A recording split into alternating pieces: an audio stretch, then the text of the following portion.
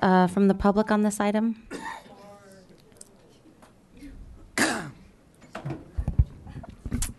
Excuse me, back in 1986, I was in college, and I had a night job at a restaurant, and I'd come home to my folks' house in Garden Grove, and, after closing up the Sizzler at 12:30, 1 o'clock in the morning, I'd go across the street and visit my neighbors that were 5 or 6 years older than me. And on more than one occasion, I watched all these teenagers at the taxi. They were probably in their 20s. But they would be sitting in their recliners staring at a test pattern at 1 in the morning. This went on more than one occasion. Now, I also had the experience of hearing one of my other neighbors drive his car into his aluminum garage door, not once but twice. The people that watched the test pattern were stoned out of their minds. The guy that ran into his garage door was drunk off his keister. I've seen it all growing up. I grew up around alcoholics. I grew up around heroin addicts. I grew up around people that snorted all their paycheck. I saw it all. And to be perfectly honest with you, why are we only going to allow 9 dispensaries? Because we have 150 liquor licenses south of the tracks. And we have pharmacies on every corner. I don't know how many people are addicted to opiate pain medications that are destroying their health. So if we're going to be real and we're not going to be phony about this, and if marijuana is a good thing, then why don't we have as many dispensaries allowed for in this ballot measure as we do have liquor stores, as bars? Why not? What we're doing here is we're setting up a form of prohibition that's going to create a mafia. Marijuana is everywhere right now.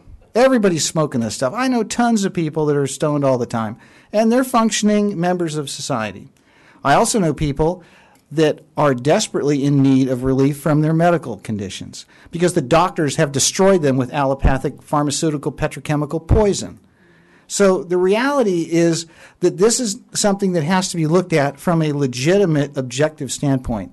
Why only 9? And who gets the permits? Is it really going to be a lottery?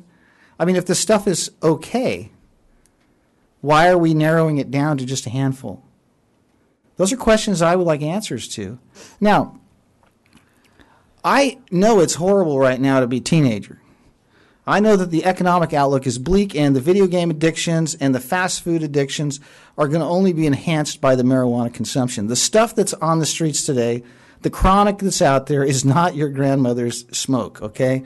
It's not. And it's grown in pots with chemicals, and when you combust petrochemical derivatives, you have all kinds of stuff introduced into your body. So this is such an open can of worms that what we need to do tonight is come back and revisit this ballot measure and rewrite it. There's no rush to do this tonight.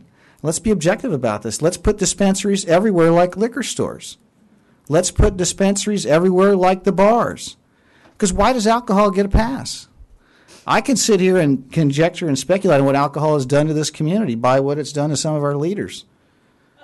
I'll be honest with you. Maybe they should have smoked more of this stuff when they were growing up instead of the booze bottle. So anyway, I think you need to shelve this tonight and bring it back and be a bit more objective on how this thing is written. There's no rush right now.